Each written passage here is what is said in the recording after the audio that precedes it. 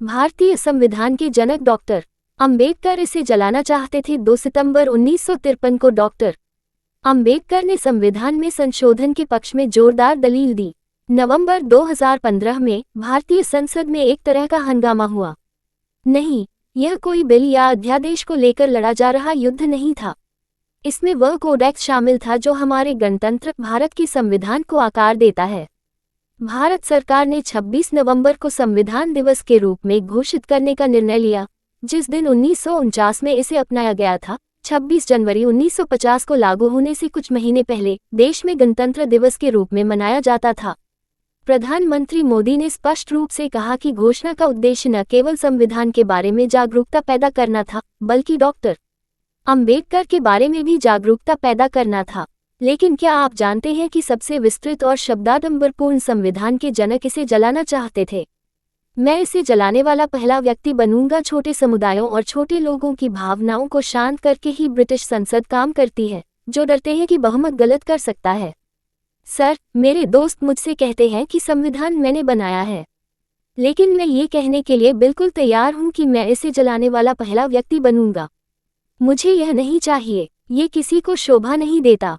लेकिन जो कुछ भी हो, अगर हमारे लोग आगे बढ़ना चाहते हैं तो उन्हें यह नहीं भूलना चाहिए कि बहुसंख्यक हैं और अल्पसंख्यक हैं, और वे केवल ये कहकर अल्पसंख्यकों की उपेक्षा नहीं कर सकते। ओह नहीं, आपको पहचानना लोकतंत्र को नुकसान पहुंचाना है। मुझे कहना चाहिए कि सबसे बड़ा नुकसान अल्पसंख्यकों को चोट पहुंचाने से होगा।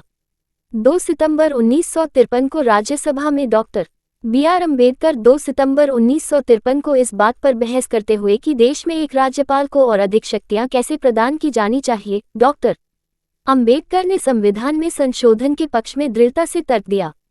मेरा निवेदन यह है कि यदि हमारे संविधान में संशोधन किया गया तो लोकतंत्र और लोकतांत्रिक संविधान को कोई नुकसान नहीं हो सकता है। 2 सितंबर 1953 को राज्यसभा में doctor B.R. Ambedkar state university of New York purchase college में अर्थशास्त्र की सहायक प्रोफेसर श्रुति राजगोपाल 1950-78 तक भारत में संवैधानिक संशोधनों के ऐतिहासिक, वैचारिक और आर्थिक संदर्भ पर बोलते हुए अम्बेडकर की नाराजगी के बारे में बताती हैं। राक्षसों के लिए एक संविधान।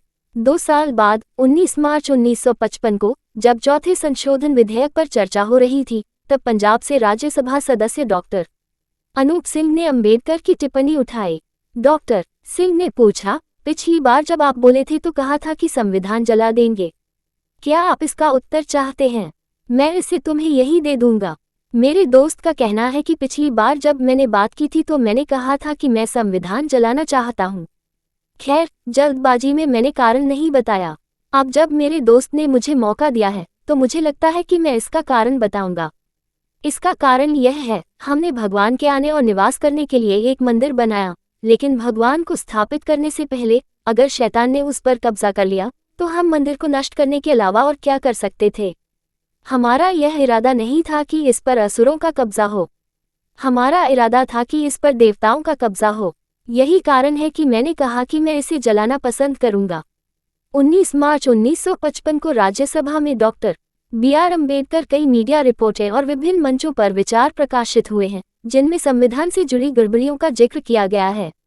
और फिर हमारे राजनेता हैं, लेकिन किसी ने भी, बिल्कुल किसी ने भी इतिहास में थोड़ा पीछे जाकर देखने की जहमत नहीं उठाए और इस पर विचार नहीं किया कि संविधान निर्माता को क्या कहना था। हम आपसे पूछते हैं, यदि आप किसी को सम्मानित करना चाहते हैं तो क्या आप उसे केवल औपचारिक प्रशंसाओं से अलंकृत करेंगे, या आप उस ज्ञान का हिस्सा बनना चाहेंगे जो उसने एक बार साझा किया था? यहाँ मुहैया सूचना सिर्फ मान्यताओं और जानकारियों पर आधारित है। यहाँ ये बताना जरूरी है कि यह मेरा वीडियो किसी भी तरह की मान्यता, जानकारी की पुष्टि नहीं करता है। किसी भी जानकारी या मान्यता को अमल में लाने से पहले संबंधित विशेषज्ञ से सलाह लें। धन्यवाद।